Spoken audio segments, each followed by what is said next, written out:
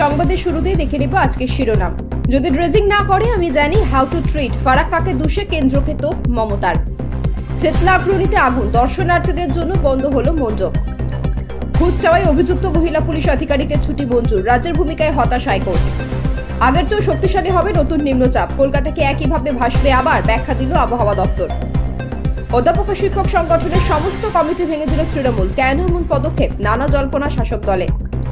ভিন রাজ্যের ভোটার তালিকায় নাম নেই তো, নিশ্চিত হতে বাংলার পরিযায়ী শ্রমিকদের জন্য বিশেষ ব্যবস্থা কমিশনের। বিস্তারিত খবরে যাওয়ার আগে ভিডিওটিতে একটি লাইক দিন এবং পরবর্তী আপডেট পাওয়ার জন্য চ্যানেলটিকে সাবস্ক্রাইব করে রাখুন। এখন বিস্তারিত খবর। ড্রেজিং, ফারাক্কা জল ছাড়া ভিন রাজ্যের জলে বাংলার বিস্তীর্ণ অঞ্চল প্লাবিত হওয়া এবং তার ফলে বারবার রাজ্যের মানুষের দুর্ভোগ নিয়ে বৃহস্পতিবার কেন্দ্রকে তীব্র আক্রমণ করলেন মুখ্যমন্ত্রী মমতা বন্দ্যোপাধ্যায়। সুরুচি সংঘের মঞ্চে দাঁড়িয়ে মুখ্যমন্ত্রী বলেন, আগামী দিন যদি ড্রেজিং না করে, যদি আমি আপনাদের আশীর্বাদে ফিরে আসতে পারি, আমি জানি হাউ টু ট্রিট। আমার দিকে জল ঠেলে দিলে আমি তোমার দিকে জল ঢেলে দেব। কত মানুষ সফর করবে প্রত্যেক বছর? গত কয়েকদিনের প্রবল বর্ষণে কলকাতা সহ দক্ষিণবঙ্গের একাধিক জেলা কার্যত অচল হয়ে পড়েছিল। ডিভিসি ও ফারাক্কার জল ছাড়া পরিস্থিতি আরও জটিল করে তোলে। শহরের রাস্তাঘাট, ড্রেন এবং উপনগরী এলাকার বহু বাড়ি জলের তলায় চলে যায়। সেই প্রেক্ষিতে মুখ্যমন্ত্রী ফের কেন্দ্রের ভূমিকা নিয়ে প্রশ্ন তোলে। তিনি অভিযোগ করেন, বাংলার কোনো প্রকল্পে বিনিয়োগ করেন না, কিন্তু দেশের বাইরে গিয়ে কোটি কোটি টাকা ঢালে। মমতা আরো বলেন, আমরা 500-র বেশি চেক ড্যাম তৈরি করেছি, তবু যদি ওরা নিজেদের দায়িত্ব না নেয়, আমি বাধ্য হব কঠোর পদক্ষেপ করতে। তার বক্তব্য স্পষ্ট, আগামী দিনে পরিস্থিতি না বদলালে কেন্দ্রকে রীতিমতো চাপে রাখবেন তিনি। বৃষ্টি ও জলবন্দি পরিস্থিতি নিয়ে বিরোধীদের সমালোচনার জবাব দেন মমতা। তার মন্তব্য, 6 ঘন্টার মধ্যেই আমরা শহরে জল নামাতে সক্ষম হয়েছি। লন্ডন থেকে দিল্লি সব বড় শহরে প্রবল বর্ষণ হলে সামাল দিতে সময় লাগে। আমরা মৃত্যুকে নিয়ে রাজনীতি করি না। বিরোধীদের মামলা করার প্রবণতাকে আক্রমণ করে বলেন, বুমেরাং কি জিনিস তা ওরা বোঝে না। সব মিলিয়ে সুরুচি সংঘের মঞ্চ থেকে মমতা বন্দ্যোপাধ্যায় একদিকে যেমন বাংলার অতীত গৌরবকে নতুন প্রজন্মের সামনে তুলে ধরলেন, অন্যদিকে সাম্প্রতিক জল যন্ত্রণা নিয়ে কেন্দ্রকে সরাসরি আক্রমণ করলেন। তার স্পষ্ট বার্তা, ফারাক্কায় অবিলম্বে ড্রেজিং করতে হবে, নইলে তিনি নিজেই কঠোর পদক্ষেপ করবেন। বিপর্যয়ের কবলে চেতলা অগ্রণী, বৃহস্পতিবার পুজো মণ্ডপে আগুন লেগে যায় হঠাৎই। ঘটনাস্থলে আসে দমকলের 2টি ইঞ্জিন। আপাতত দর্শনার্থীদের জন্য বন্ধ রাখা হয়েছে মণ্ডপ। সোশ্যাল মিডিয়ায় পুজো উদ্যোক্তাদের তরফে জানানো হয়েছে, এক অভূতপূর্ব দুর্ঘটনার কারণে আমাদের চেতলা অগ্রণী ক্লাব প্যান্ডেল আজ 25শে সেপ্টেম্বর 2025 তারিখ বন্ধ থাকবে। ভক্ত এবং দর্শনার্থীদের জন্য এটি কখন খোলা হবে তা আমরা শীঘ্রই আবার জানিয়ে দেব। এই অসুবিধার জন্য আমরা দুঃখিত। চেতলা অগ্রণীর এই পুজো কলকাতার মেয়র ফিরহাদ হাকিমের পুজো বলেই পরিচিত। প্রতি বছর পুজোর কটা দিন সকাল বিকেল কাতারে কাতারে মানুষ আসেন এই পুজো মণ্ডপ পরিদর্শন করতে। বলতে দ্বিধানে প্রতি বছর নিত্য নতুন ভাবনায় সেজে ওঠে এই মণ্ডপ। এবারে এই পুজোর থিম ছিল অমৃত কুম্ভের সন্ধানে, যা প্রয়াত সাহিত্যিক সমরেশ বসুর জন্মশতবর্ষে বিশেষ শ্রদ্ধার্ঘ। মহালয়ার দিনে চেতলা অগ্রণীর প্রতিবায় চক্ষুদান করেছিলেন মুখ্যমন্ত্রী মমতা বন্দ্যোপাধ্যায়। এরপর বুধবার মণ্ডপ দর্শনার্থীদের জন্য খুলে দেওয়া হয়েছিল। তারপরই এই ঘটনা। তবে কিভাবে আগুন লেগেছে সেই ব্যাপারে স্পষ্ট কিছুই জানা যায়নি, তবে আগুন নিয়ন্ত্রণে আনা গিয়েছে। প্রসঙ্গত সোমবারে প্রবল বৃষ্টিতে ব্যাপক ক্ষতি হয়েছে বেশ কিছু পুজো প্যান্ডেলে। মণ্ডপ ভেসেছে জলে, কোনো রকমের সামাল দেওয়া গেলেও বৃষ্টির ভ্রুকুটি খাড়া হয়ে ঝুলছে পুজো উদ্যোক্তাদের মনে।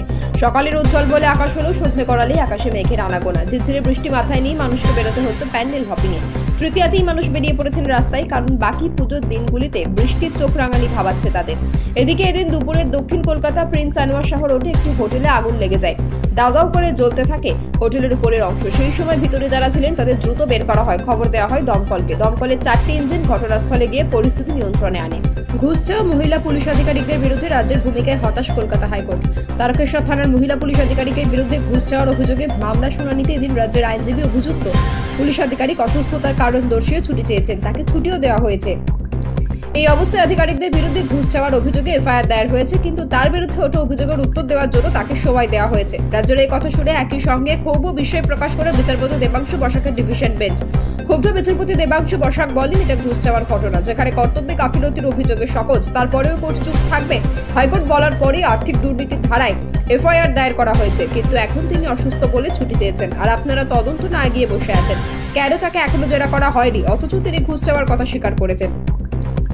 হাইকোর্ট চেপে ধরার পর এফআইআর করে অভিযোগকারীকে নোটিশ দিয়ে তার থেকে নথি নিলেন। ধরে নিচ্ছে এরপর অডিও রেকর্ড ফরেন্সিক রিপোর্টের জন্য পাঠাবেন, অথচ অভিযুক্তকে 5 দিনের জন্য অসুস্থতার জন্য ছেড়ে দিলেন। তিনি প্রশ্ন করেন, একজন ঘুষ চাওয়া পুলিশকে শাস্তি দিতে গোটা পুলিশ প্রশাসনের কিসের এত বাধা? কর্তৃপক্ষ যদি এইভাবে বাঁচানোর চেষ্টা করে তাহলে কি হবে? বিচারপতি বলেন, আপাতত তদন্ত এগোক। রাজ্যের ভূমিকা কিন্তু নাগরিকের ভরসা জোগানোর অনুকূল নয়। যেখানে ঘুষ চাওয়ার বিষয়টা প্রাথমিকভাবে প্রমাণিত, সেখানে রাজ্যের এমন অবস্থা হতাশজনক।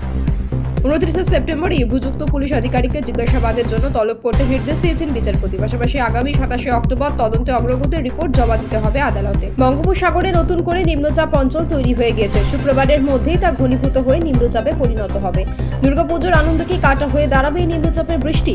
উৎসবমুখর মানুষের মনে এখন একটাই প্রশ্ন, গত সোমবার রাতে কলকাতায় যে দুর্যোগ ঘটে গিয়েছে তা কি আবার ফিরতে পারে? আবার ঘন্টার পর ঘন্টা টানা বৃষ্টি আর জলমগ্ন রাস্তার ভোগান্তি। কলকাতায় বৃহস্পতিবার রাতে এক পশলা বৃষ্টি হয়ে গিয়েছে। পূর্ব বর্ধমান এবং হুগলিতে বজ্রবিদ্যুৎ সহ বৃষ্টির কমলা সতর্কতা জারি করেছে হাওয়া অফিস।